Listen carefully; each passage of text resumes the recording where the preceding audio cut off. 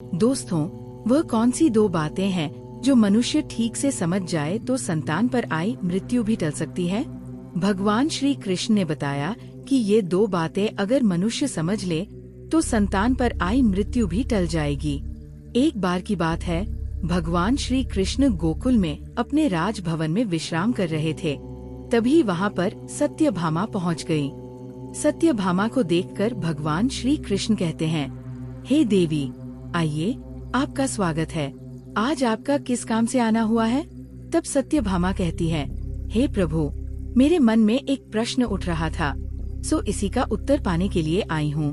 तब भगवान श्री कृष्ण कहते हैं, हे देवी सत्यभामा, आपके मन में जो भी प्रश्न है आप बिना संकोच होकर पूछ लीजिए। आपके प्रश्नों का उत्तर हम अवश्य देंगे। तब सत्यभामा कहती है, हे प्रभु, वह कौन सी दो बातें हैं जो मनुष्य समझ जाए तो संतान पर आई मृत्यु भी टाल सकती है? तब भगवान श्री कृष्ण कहते हैं, हे देवी, मैं आपको एक बहुत ही पवित्र कथा सुनाता हूँ, जिसको सुनने के बाद आपको आपके सभी प्रश्नों के उत्तर मिल जाएंगे। तब देवी सत्यभामा कहती हैं, हे प्रभु, आप कथा सुनाइए, मैं पूरे मन और ध्यान लगाकर इस कथा को पूरी सुनूंगी। दोस्तों, भगवान श्री कृष्ण कहते हैं, जो व्यक्ति इस कथा को पूरा सुनता है वह मनुष्य समझ जाता है कि वो कौन सी दो बातें हैं जो संतान पर आई मृत्यु भी टाल देती हैं। दोस्तों, आप लोगों से निवेदन है कि वीडियो को पसंद करके चैनल को सब्सक्राइब करके घंटी के बटन को ऑल पर दबाकर और कमेंट बॉक्स में जय श्री कृष्णा अवश्य लिख दीजिएगा। तो चलिए अब कथा को शुरू करते हैं। भगवान श्री कृष्ण कहते हैं, हे सत्यभामा, प्राचीन काल की बात है, एक काशी नाम की प्रसिद्ध नगरी है जिसे महादेव की नगरी कहा जाता है और काशी को देव नगरी के रूप में भी पूजा जाता है। उस काशी नगरी में देव वर्मा नाम के राजा हुआ करते थे। राजा देव वर्मा बहुत ही धार्मिक व्यक्ति थे। राजा देव वर्मा की एक बहुत ही पतिव्रता और संस्कारी रानी थी। रानी का नाम गायत्री देवी था।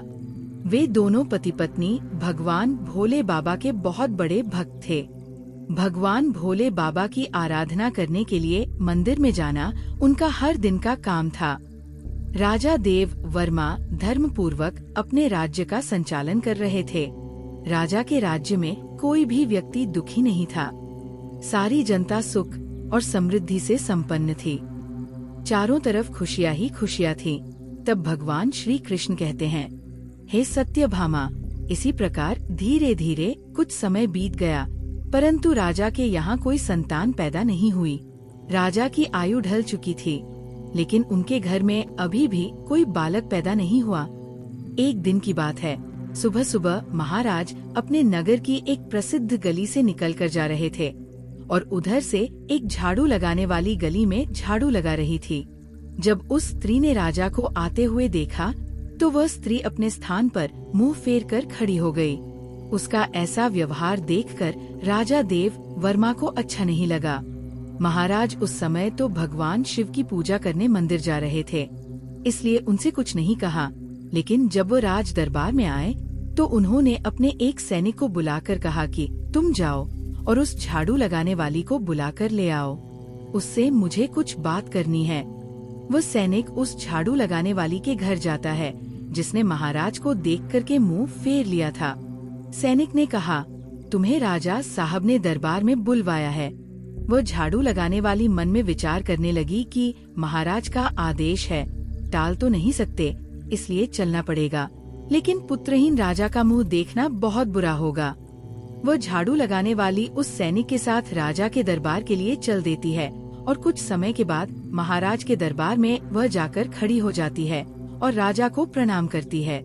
महाराज कहने लगे, हे बहन, आप मुझे एक बात बताओ, आज सुबह के समय जब मैं भगवान शिव के मंदिर के लिए जा रहा था तो तुमने मुझे देखकर अपना मुंह क्यों फेर लिया था?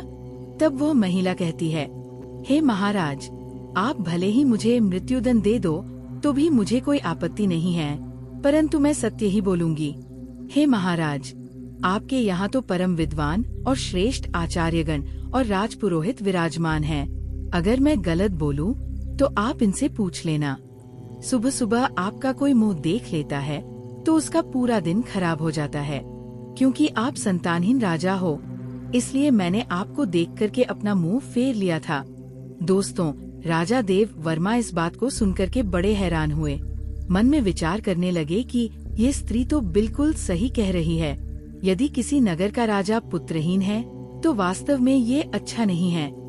आगे भगवान श्री कृष्ण कहते हैं, हे देवी सत्यभामा, राजा ने उस झाड़ू वाली को उसके घर भेज दिया और मन में विचार करने लगे कि अब तो मुझे भगवान शिव के यहाँ जाकर एक पुत्र प्राप्ति यज्ञ कराना चाहिए।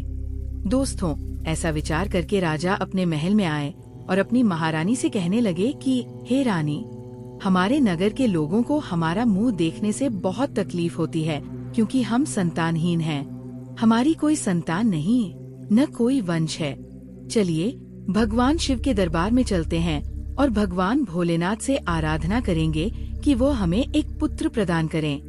भगवान श्री कृष्ण कहते हैं, हे देवी। यही विचार करके देव वर्मा और रानी गायत्री देवी दोनों भगवान शिव के मंदिर में जाते हैं और वहां जाकर उन्होंने पुत्र प्राप्ति यज्ञ का आयोजन किया। अब राजा रानी के पुत्र प्राप्ति यज्ञ करने पर भी संतान उत्पन्न न हुई। राजा का पुत्र प्राप्ति यज्ञ भी असफल हो गया। इधर जो यज्ञ करने वाला पंडित था, वह भी ये जानकर बड़ा चिंतित हुआ कि आज तक मैंने जितने भी यज्ञ कराए हैं, कोई भी यज्ञ असफल नहीं गया है। लगता है राजा का भाग्य ही खराब है। राजा के भाग्य में भगवान ने कोई संतान लिखी ही नहीं है, इसलिए तो पुत्र प्राप्ति यज्ञ असफल हो गया। श्री कृष्ण कहते हैं, हे देवी सत्यभामा, राजा देव वर्मा भी बड़ा धैर्यवान था। इस बात से राजा बिल्कुल भी विचलित नहीं हुआ। राजा बड़ा ही धैर्य धारण करने वाला था। उसने अपने मंत्री से कहा, मंत्री जी, आप मेरी गैर मौजूदगी में राज्य का संचालन करो। मैं अब भगवान शिव की आराधना करूंगा। ऐसा निश्चय करके राजा भगवान शिव के मंदिर में बैठकर उनकी तपस्या करने लगता है और इस तरह से धीरे धीरे तपस्या करते हुए राजा को 1 साल गुजर जाता है। इधर भगवान शिव भी सोचने लगे कि मुझे अब इस भक्त के पास जाना चाहिए। कुछ समय बाद भगवान शिव अपने नंदी के साथ में राजा के सामने प्रकट होते हैं और कहने लगते हैं, हे राजन, मैं तुमसे बहुत प्रसन्न हूँ। वरदान मांगो। तुम मुझसे क्या वरदान चाहते हो? राजा ने कहा, हे प्रभु, आप तो अंतर्यामी हो, सबके मन की बात जानते हो। राजा कहता है, हे प्रभु, जैसे हंस बिना सागर सूना है, कोयल बिना जैसे बाग सूनी है, उसी प्रकार पुत्र बिना कुल सूना होता है। राजा की बात सुनकर भगवान शिव बोले, हे राजन, वैसे तो तुम्हारे भाग्य में 7 जन्मों तक कोई संतान नहीं है, परंतु तुमने मेरी आराधना की है, मैं इसीलिए तुम्हें एक पुत्र प्रदान कर रहा हूँ। लेकिन ध्यान रखना, उस पुत्र की आयु मात्र 25 वर्ष होगी। 25 वर्ष तक वह तुम्हें पुत्र का सुख देकर पुनः अपने स्थान को लौट जाएगा। राजा ने सोचा, चलो 25 वर्ष ही सही, कम से कम संतानहीन होने का कलंक तो मिट जाएगा। राजा ने कहा, जो भी हो प्रभु, आप मुझे पुत्र प्रदान कर दीजिए। दोस्तों, उसी समय भगवान भोले बाबा ने अपने एक गण को बुलाया और उससे कहा कि तुम जाओ, 25 साल के लिए इस राजा के पुत्र के रूप में जन्म ले लो। दोस्तों, राजा मंदिर में से भगवान भोले बाबा का वरदान लेने के बाद वापस अपने महल में लौट जाता है और वो सूचना अपने राज पुरोहित और महारानी को सुनाता है कि भगवान भोले बाबा ने मुझे वरदान दे दिया है, अब हमारे घर में बहुत जल्द पुत्र प्राप्त हो जाएगा। भगवान श्री कृष्ण कहते हैं, हे देवी सत्यभामा, अब धीरे धीरे समय बीता और भगवान भोले बाबा के वरदान के अनुसार रानी गायत्री देवी गर्भ धारण करती है। ये देखकर राजा के घर में खुशी की लहर दौड़ जाती है। राजा बहुत प्रसन्न होता है। समय के अनुसार भगवान भोले बाबा के उस महान गण ने राजा के पुत्र रूप में जन्म ले लिया। ये देखकर राजा और रानी बड़े प्रसन्न हुए। पूरे काशी नगर में उत्सव मनाया गया कि महाराज के यहाँ पुत्र का जन्म हुआ है। पूरे नगर में खुशियाँ मनाई गयीं। ब्राह्मण ने उस पुत्र का नाम रुद्र प्रताप रखा। धीरे धीरे रुद्र प्रताप बड़ा होने लगा। राजकुमार रुद्र प्रताप अपने पिता की तरह बड़े ही धार्मिक और ईश्वर भक्त थे। राजा का पुत्र बड़ी तेजी से बड़ा होने लगा। धीरे धीरे समय गुजरता चला गया। इस बात से राजा बहुत प्रसन्न रहता था। क्योंकि उसके घर में एक पुत्र जो आ गया था। पुत्र के लाड़ प्यार और लालन पालन में राजा ये बात भूल जाता है कि इस पुत्र की आयु मात्र 25 वर्ष है। दोस्तों, जब उस पुत्र की आयु 15 वर्ष की होती है तो उन्हीं दिनों की बात है। एक दूसरे नगर का राजा था, राजा तेज सिंह। राजा तेज सिंह की एक पुत्री थी, वैदेही। वैदेही रूप और यौवन में इंद्र की अप्सराओं की तरह लगती थी। वह एक परम सुंदरी कन्या थी। वह कन्या भी बहुत दान धर्म किया करती थी। बचपन से ही उसे अपने माँ बाप द्वारा धर्म कर्म करने के संस्कार मिले थे। वह प्रत्येक जीव पर दया रखती थी। सुबह उठकर सबसे पहले पक्षियों को दाना चुगाया करती थी और अपने द्वार पर आए हुए किसी भी अतिथि और साधु संत को खाली हाथ नहीं लौटाती थी। वह हर भूखे को भोजन कराती थी। वह कन्या भी इधर धीरे धीरे बड़ी हो जाती है।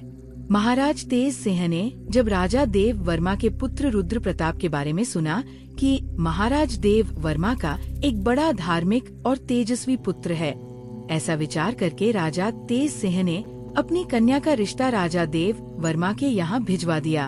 उधर राजा देव वर्मा ने मन में विचार किया कि मेरे पुत्र की आयु 25 वर्ष है, मुझे इसका विवाह कर लेना चाहिए और इसके यहाँ कोई पुत्र पैदा हो जाएगा तो मेरा भी वंश आगे बढ़ जाएगा। दोस्तों, ऐसा सोच विचार कर राजा देव वर्मा ने अपने राजकुमार का रिश्ता तय कर लिया और कुछ समय में ही राजकुमारी वैदेही का राजकुमार रुद्र प्रताप के साथ विवाह हो जाता है। राजकुमारी वैदेही बहुत ही पतिव्रता स्त्री थी। उसका एक नियम ये भी था कि वह भोजन तब तक नहीं करती थी जब तक किसी भूखे प्राणी को भोजन नहीं करा देती थी। धीरे धीरे समय गुजरता गया। भगवान श्री कृष्ण कहते हैं कि हे सत्यभामा, इधर राजा देव वर्मा को लगने लगा कि उसके पुत्र की मृत्यु का समय नजदीक आ रहा है। उसकी 25 वर्ष की आयु पूरी होने वाली है। राजा तो पहले से ही जानता था, क्योंकि भगवान भोले बाबा ने उसे सब कुछ बता दिया था कि आपके पुत्र की आयु मात्र 25 वर्ष होगी। राजा ने ये बात किसी को नहीं बताई थी। धीरे धीरे राजा की चिंता बढ़ती जा रही थी। जैसे जैसे राजकुमार की उम्र बढ़ रही थी, वैसे वैसे राजा की चिंता बढ़ रही थी। धीरे धीरे जब राजकुमार की आयु में मात्र 4 दिन शेष रह गए, तो सोचने लगा कि अब मैं क्या करूं? मेरा पुत्र तो 4 दिन के बाद मृत्यु को प्राप्त हो जाएगा। दोस्तों, पुत्र मोह के कारण भगवान भोले बाबा के वरदान को भी राजा भूल जाता है और पुत्र में आसक्ति होने की वजह से वह बीमार पड़ जाता है। वह पुत्र की मृत्यु की बात सबको बताकर उन्हें भी चिंता में नहीं डालना चाहता था। अब तो राजा ने भोजन करना छोड़ दिया। इधर जब वह दिन आ गया जिस दिन उसके पुत्र की मृत्यु होने वाली थी, उस दिन राजा सुबह से ही भगवान भोले बाबा के ध्यान में डूब गया। कहने लगा, हे प्रभु, पुत्र के जाने का दुख सहन करने की मुझे शक्ति प्रदान करो। विधि के लिखे को तो कोई नहीं बदल सकता। जो होना है वह तो होकर ही रहेगा। उस राजकुमारी की जो नवविवाहिता पत्नी थी, वह प्रतिदिन भूखे को भोजन कराया करती थी, पक्षियों को दाना चुगाया थी। रोज की तरह उस दिन भी वह अपने धर्म कर्म में लगी हुई थी। इधर यमलोक में यमराज ने देखा कि आज राजकुमार रुद्र प्रताप की मृत्यु का दिन है, तो यमराज ने तुरंत अपने 2 दूतों को आदेश दे दिया कि जाओ, अब से 1 घंटे के बाद तुम्हें राजकुमार रुद्र प्रताप के प्राण उसके शरीर से निकाल कर लाने हैं। राजकुमार रुद्र प्रताप के प्राण तुम ऐसे नहीं निकाल सकते। इसके लिए तुम्हें एक सर्प के पास जाकर और उसे राजकुमार की मृत्यु के लिए प्रेरित करना होगा, क्योंकि उस राजकुमार की मृत्यु सर्प के डसने से ही होगी। कोई सर्प उसे डसेगा तभी हम उसके प्राण हर सकते हैं। यमराज ने अपने दोनों दूतों से कहा कि जाओ और जल्दी करो और 1 घंटे के अंदर ही उसके प्राणों को लेकर आना है। यमराज की आज्ञा पाते ही 2 यमदूत राजकुमार रुद्र प्रताप के प्राण लेने के लिए चल दिए और उधर यमराज की माया से प्रेरित होकर एक सर्प मन में विचार करने लगा कि आज मुझे राजमहल में प्रवेश करना चाहिए और राजमहल में मुझे घूमकर देखना चाहिए। दोस्तों, अब तो वह सर्प घूमता घूमता चला जा रहा था और राजा के राजमहल में प्रवेश कर गया। अब वह सर्प तो यमराज से प्रेरित था, इसलिए घूमता हुआ वह राजकुमार की शैया बिस्तर पर पहुंच जाता है जहां राजकुमार सोता था।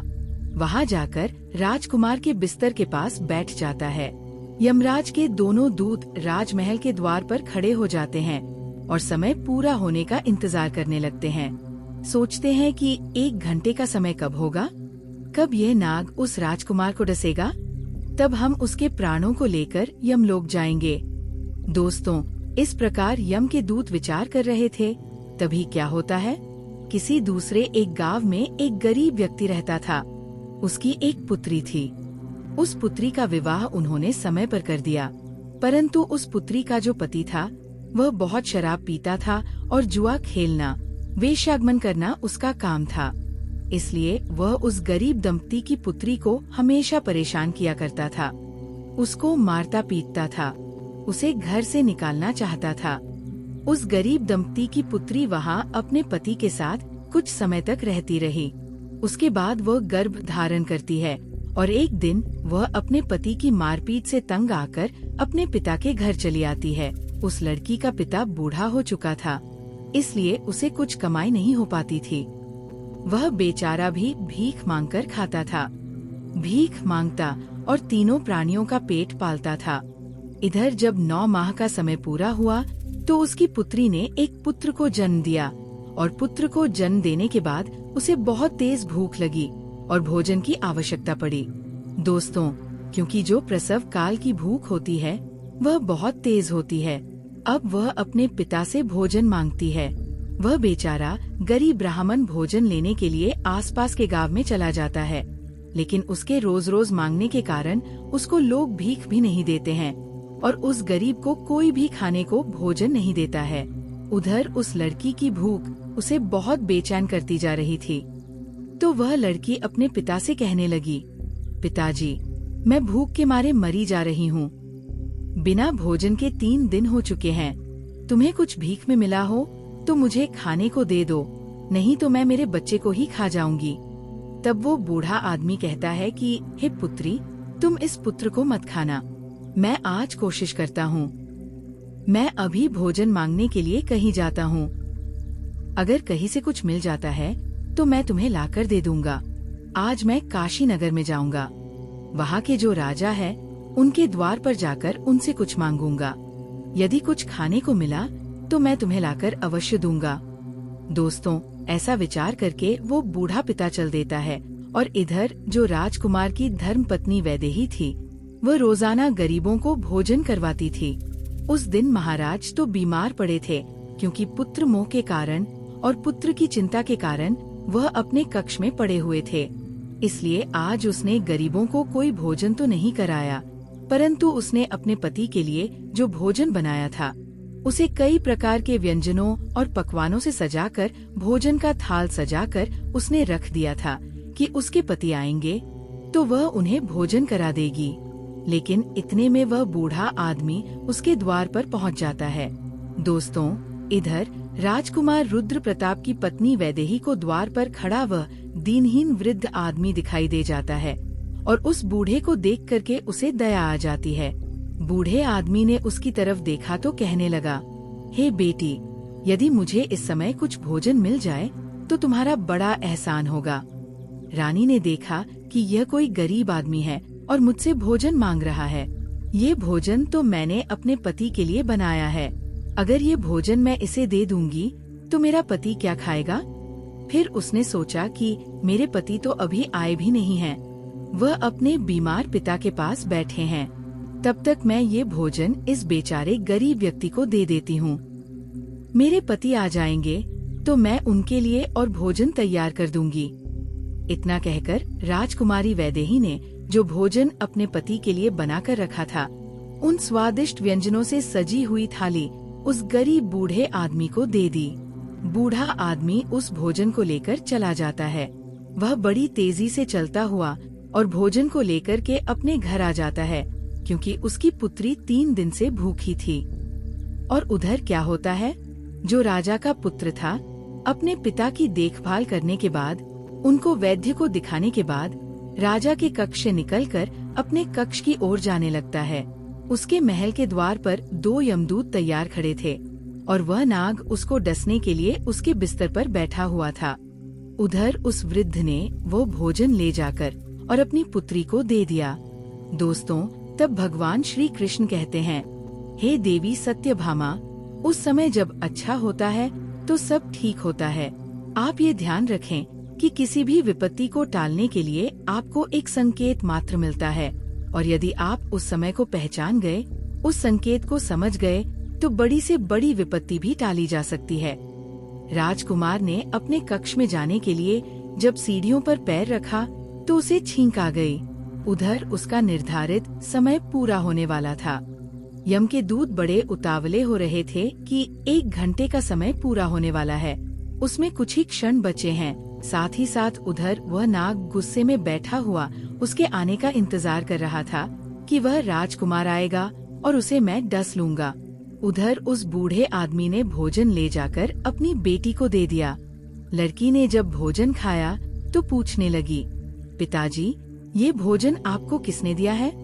लड़की के पिता ने कहा, पुत्री, ये भोजन यहाँ की महारानी ने दिया है। यहाँ के राजा की जो पुत्रवधू है, उसने मुझ पर दया करके ये स्वादिष्ट भोजन मुझे दिया है। भोजन देखकर लड़की की आत्मा से दुआ निकलने लगी। वह भगवान से प्रार्थना करने लगी, कहने लगी, हे भगवान, जिसने भी ये भोजन दिया है उसका सुहाग अमर हो जाए और वह सदैव सौभाग्यवती बनकर रहे। जैसे ही वह उस भोजन का निवाला अपने मुंह के अंदर ले जाती है, उसी समय उसकी आत्मा से आशीर्वाद निकलता है कि उसका पति अमर हो जाए। तो दोस्तों, भगवान श्री कृष्ण कहते हैं, सच्ची आत्मा से निकला हुआ आशीर्वाद जरूर फलित होता है।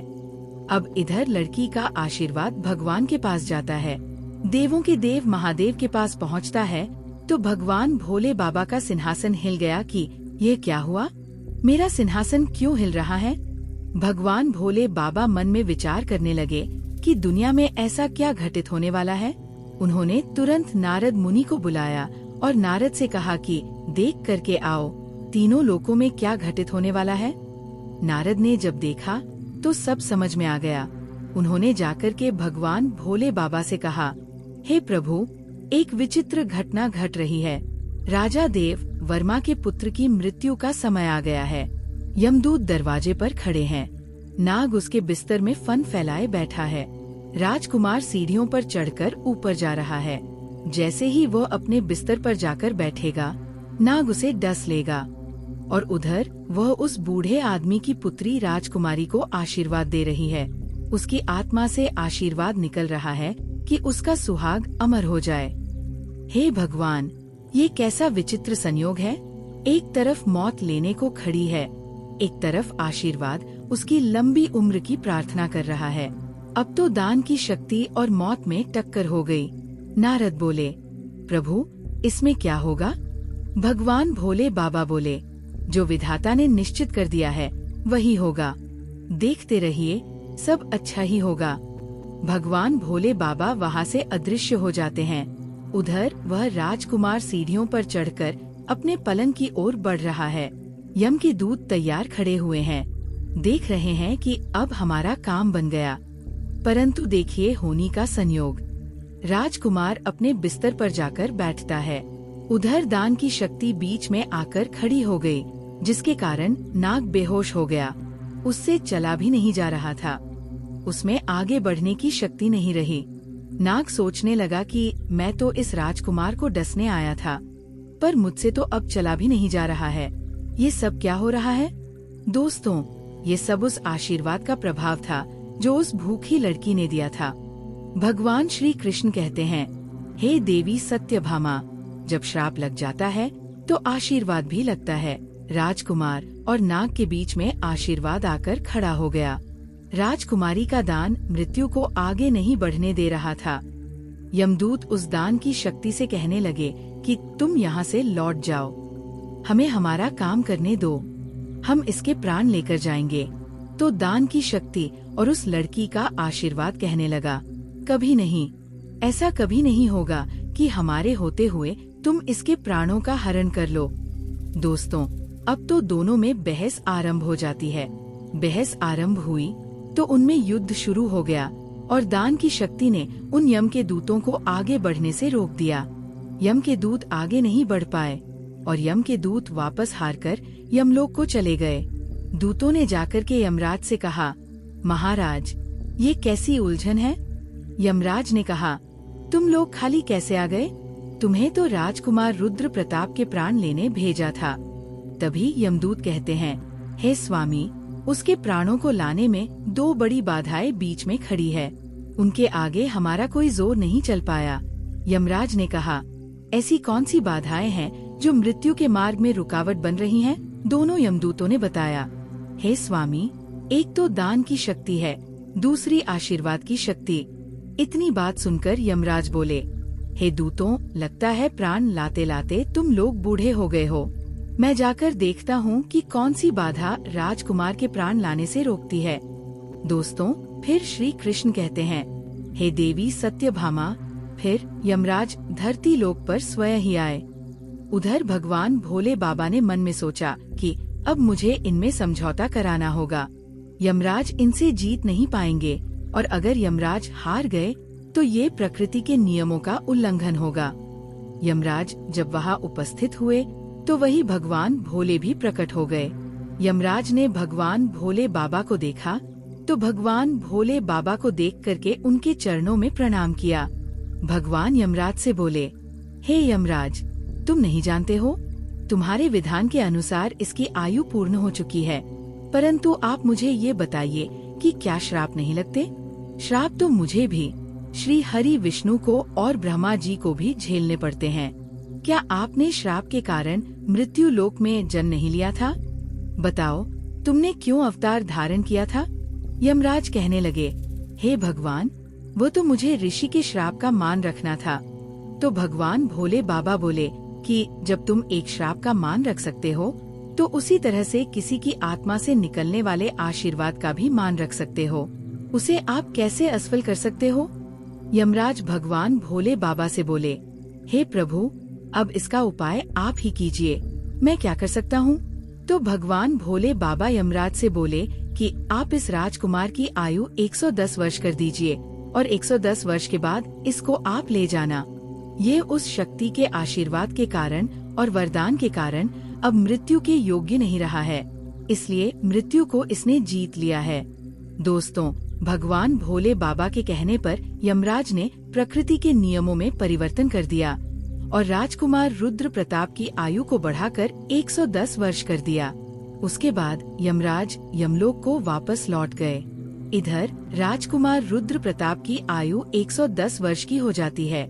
दोस्तों, भगवान श्री कृष्ण कहते हैं, हे सत्यभामा, इस प्रकार से एक भूखे को भोजन दान देने पर राजा की संतान पर आई मृत्यु भी टल गई। इसीलिए तो मनुष्य के अच्छे कर्म, दया भाव, दीनहीन की सेवा मृत्यु को भी टालने का सामर्थ्य रखते हैं।